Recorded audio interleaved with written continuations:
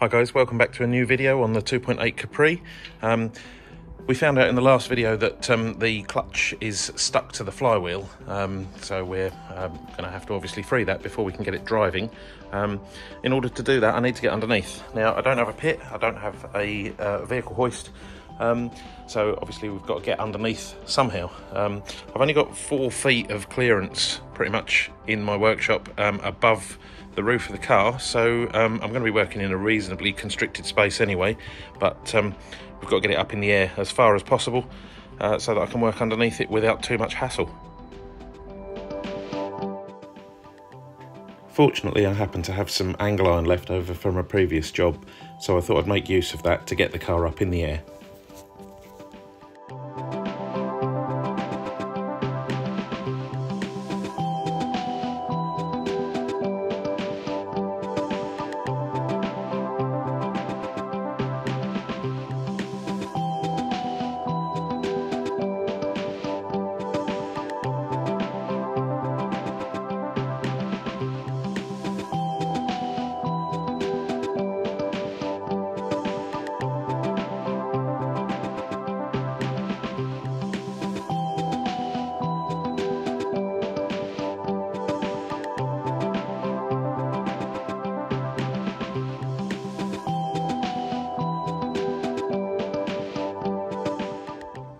So as you can see, we've made a little bit of a ramp here so that I can actually get underneath the car. We've got to take the gearbox out to separate the clutch from the flywheel, where through sitting it's ended up getting a little bit corroded. Obviously it gets a bit damp at times, and it means that the clutch has probably rusted onto the flywheel a little. So this gives us about 4 foot clearance from the ground, so we're able to get it right up in the air. And I can get underneath. The front is only at a couple of foot at the moment, but if I need to, I can then actually jack the front of it up as well at the other end there. Gives us a good opportunity to have a look underneath. Obviously the car has been off the road for a substantial amount of time, and it gives us a chance to look and see how badly corroded things are.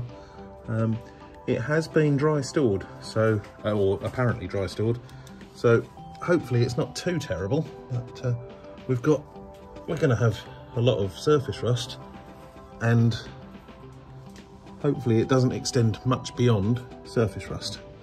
There's going to be areas definitely that are needing patches and parts welded in, but if you look along here, this is obviously the left-hand chassis rail, which has got some definite corrosion on it, but around the spring hangers that all looks pretty good. Exhaust mount there, rubber's a bit perished, but again, the chassis itself looks pretty good. Then along we've got bump stop missing, but the actual body of the car, where the bump stop mounts, and we've got the anti-roll bar mount there, which all looks pretty good.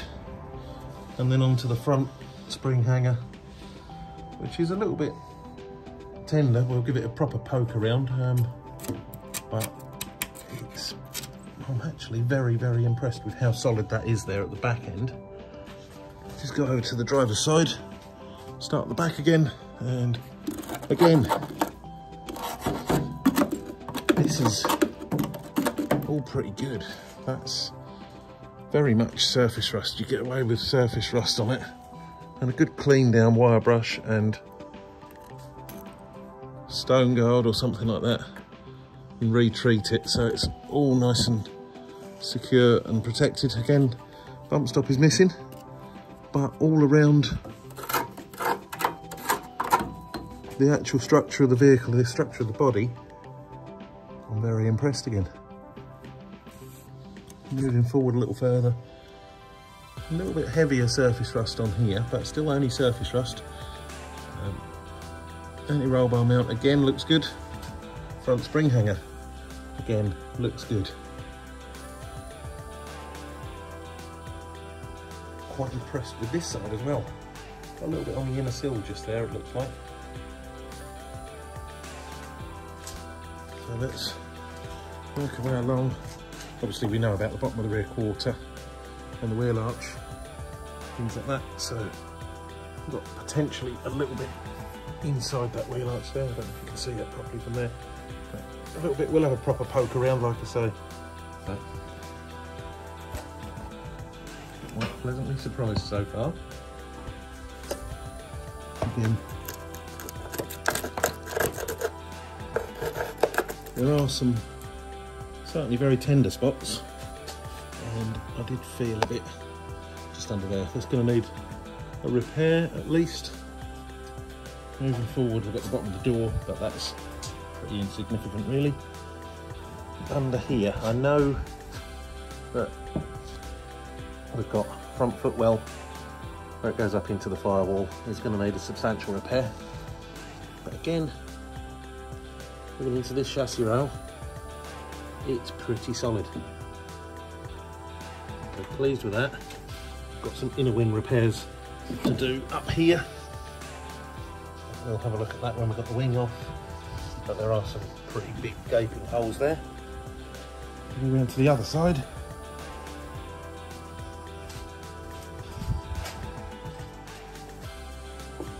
This sill, I think, if you drove this in for an MOT and this was the worst of it,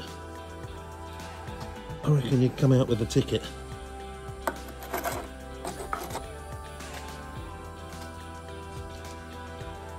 But it's not the worst of it, unfortunately. Again, along this chassis rail, all pretty solid, pretty good. Same sort of thing in this inner wing. I have some repairs up here. But again, along this inner wing and chassis leg, very impressed.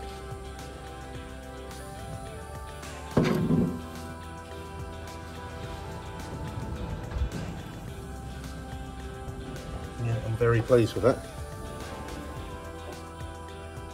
And under here, chassis rails will look good again. And all the way along this inner section here is all pretty good. Up into the rear chassis rail, all very good. Thankfully it's had a bit of an oil leak, which is giving it a helping hand. All the back end, very pleased with. And then obviously the reason that it's up in the air like this is because we're going to have that gearbox out of there. It looks as though it has had the gearbox out in the past, which is no surprise whatsoever.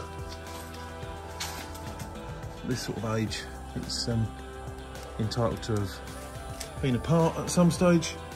We've got bolt missing there, which nothing significant really. So it's going to be a case of disconnect the clutch cable from there, and then around the bell housing we're going to be doing that bolt, then that bolt at the top. There will be two more right at the top, two starter motor bolts that come in from the other side, one just there and one just there. Above that there is another bolt going in from this way that should hold an earth strap.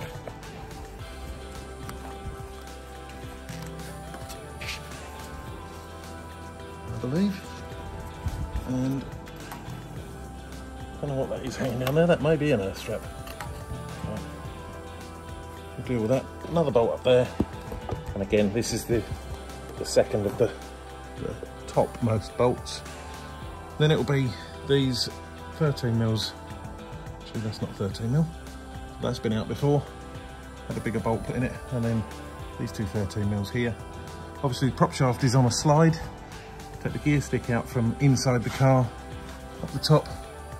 Centre bearing of the prop shaft will be these two 13 mils, and then I'll actually leave the back end done up and just allow it to hang over to one side, and then pull the gearbox back.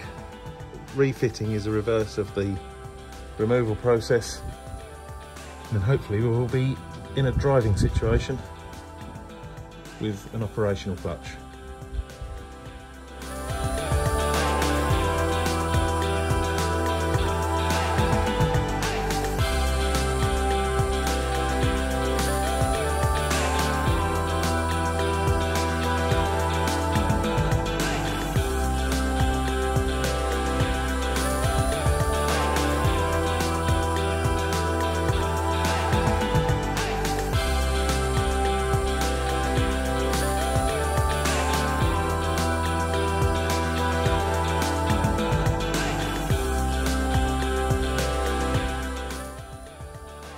So here we are, everything's disconnected from the gearbox now. It's actually ready to lift out. Everything basically was loose. So it's obviously been apart and somebody's decided to not put back together fully in its previous life. So I don't know exactly what we're going to find in here, but we'll free the clutch off and obviously put the gearbox back in anyway.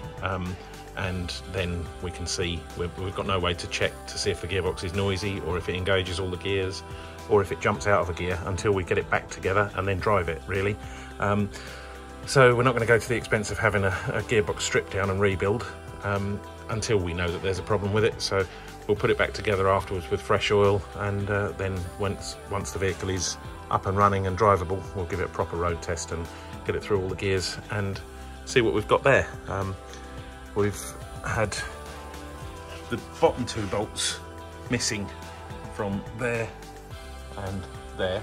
Now they only really hold a little tin plate that goes between the back of the engine and the front of the gearbox bell housing.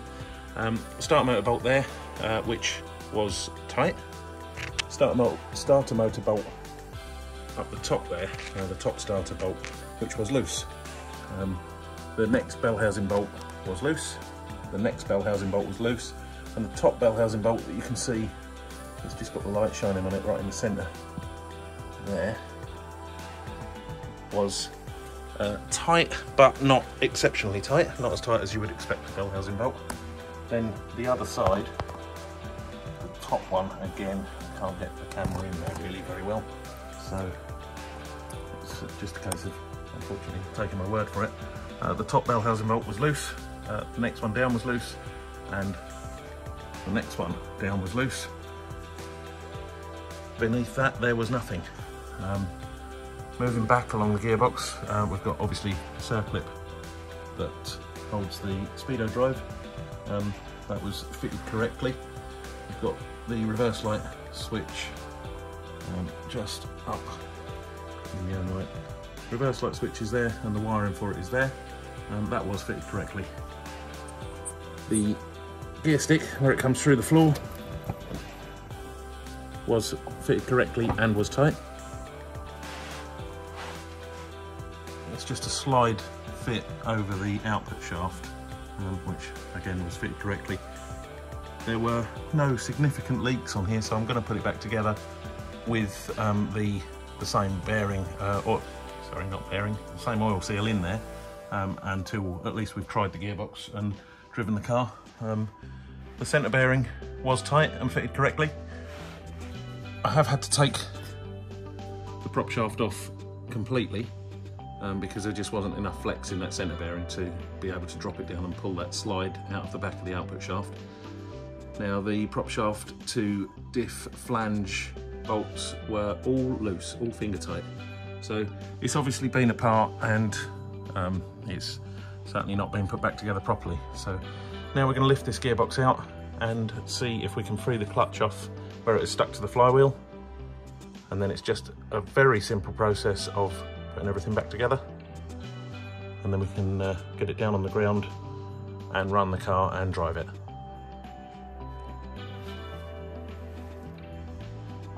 So here comes the difficult bit.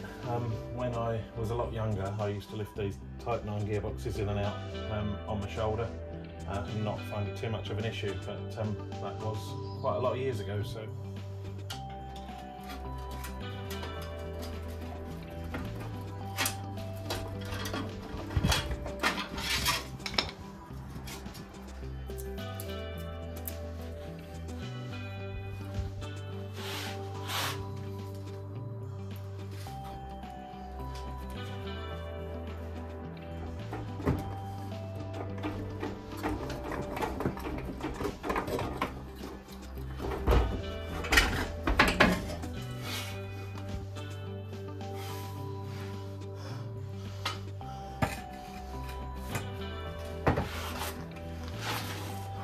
there we are, the gearbox is out and on the floor. I have, in the process of lowering it down, tipped it quite a long way back, and there is no oil at the output shaft, which is not a particularly good sign, because obviously we don't know if the gearbox has been run with no oil in it, in which case this is probably going to be a bit of a wasted exercise in taking it out and refitting it to run it and see what it sounds like. But at least we've got access now. This is held on with a series of M8 13mm heads around here, 6 of them.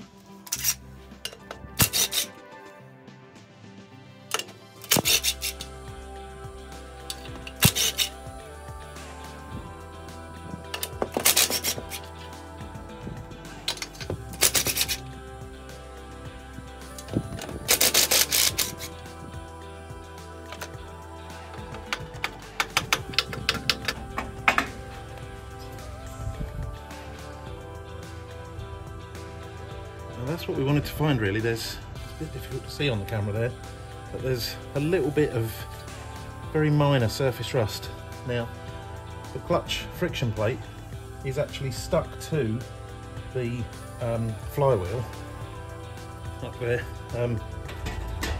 Now normally what would happen obviously is that clutch friction plate would drop out. There's nothing holding it there now, other than the fact that where this vehicle's been stored for so many years, it's the clutch friction plate, the dampness and moisture in the atmosphere has got in and has caused a little bit of corrosion between the friction plate here and the flywheel itself. So it doesn't take a lot, unfortunately, and it may just pull off, but there you go, that was it.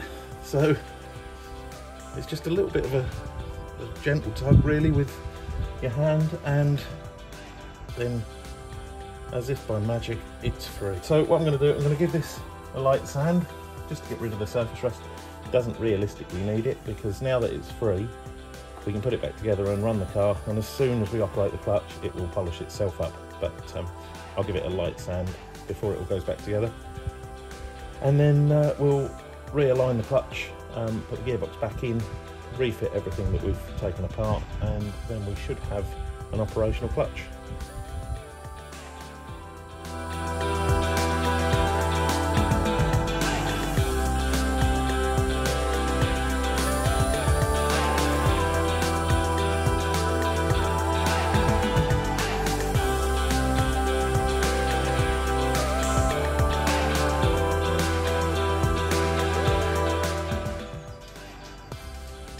So that's the flywheel all cleaned up, and the pressure plate is clean as well.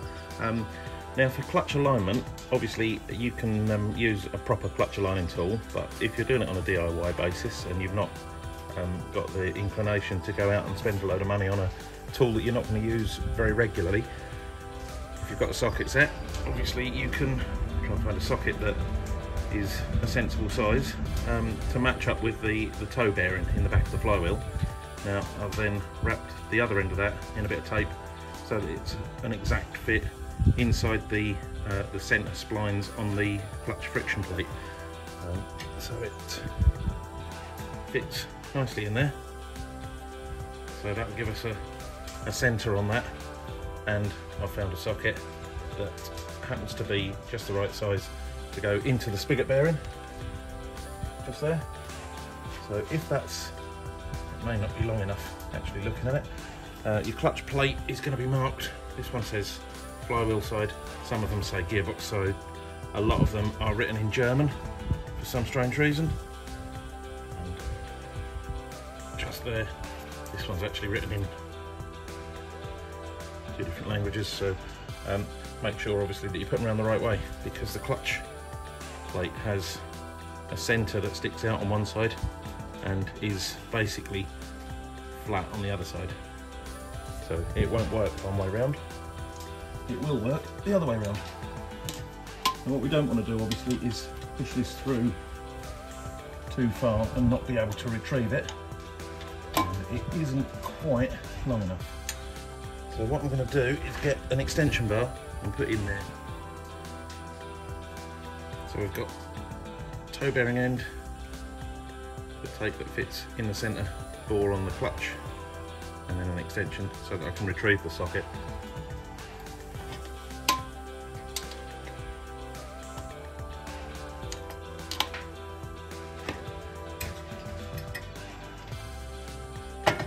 And the pressure plate will have dowels, or the flywheel will have dowels that line up with holes on the pressure plate. So obviously you need to make sure that they are in the correct positions. Don't get the dowels through the bolt holes, because then you won't get the bolts through.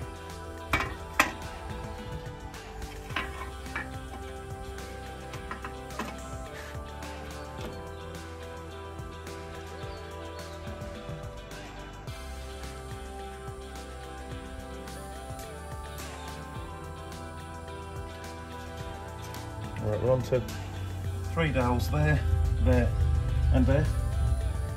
And then we come back to putting the bolts in. To start with, I'll just put them in finger tight. I'll just get a couple or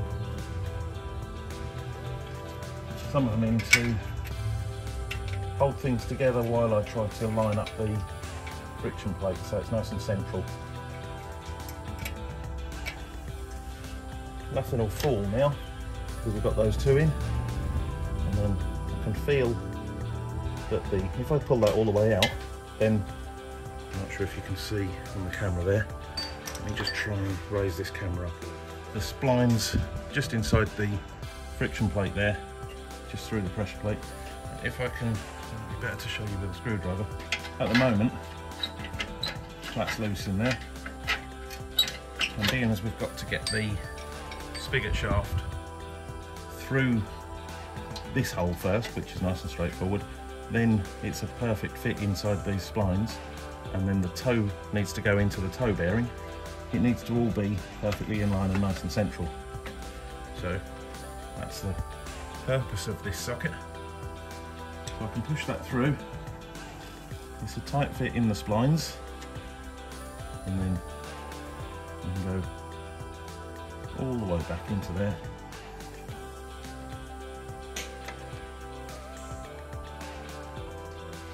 And feel that that's in the right place. And really just by eye,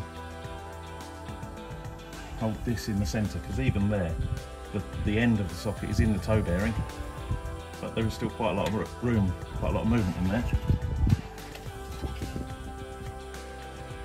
But if you eye it through so that it's nice and central in amongst, or in the centre of these fingers, and then just by hand you can pinch that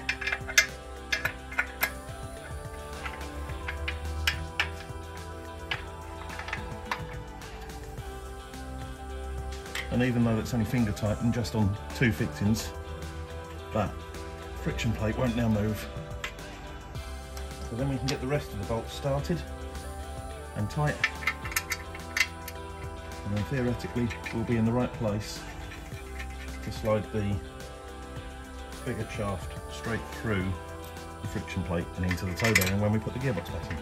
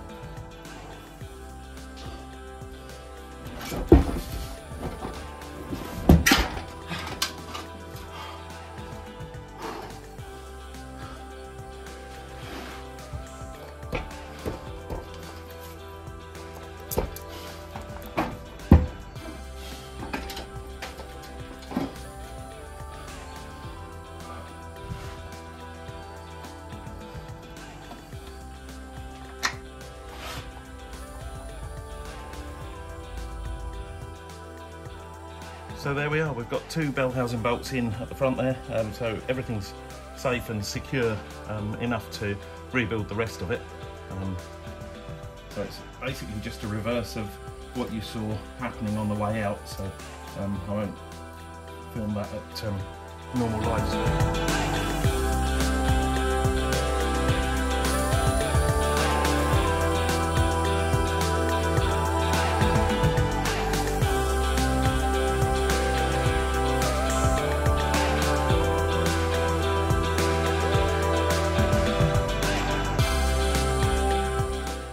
Now we've got the output shaft in the camera shot and the clutch release fork there in the camera shot. I've disconnected the cable again at the moment, but it's a little bit of makeshift. But if I stick a hammer handle in through this hole in the side of the gearbox, I can do everything from underneath the car instead of having a person inside and me underneath. It feels like it's operating the pressure plate exactly as you would expect it to. The resistance on the spring, and you can spin the output shaft freely. As I let go, it's now gripping the pressure plate again, gripping the friction plate again, I should say. So that's one more job ticked off the list. We've now got an operational clutch, which is great news. We can now get a little bit closer to being able to actually drive the car. Thank you again for watching. Please remember to click like, subscribe and share with anybody else that you think might be interested. It really does help. It means that I can get videos out a little bit quicker. Thanks very much. See you next time.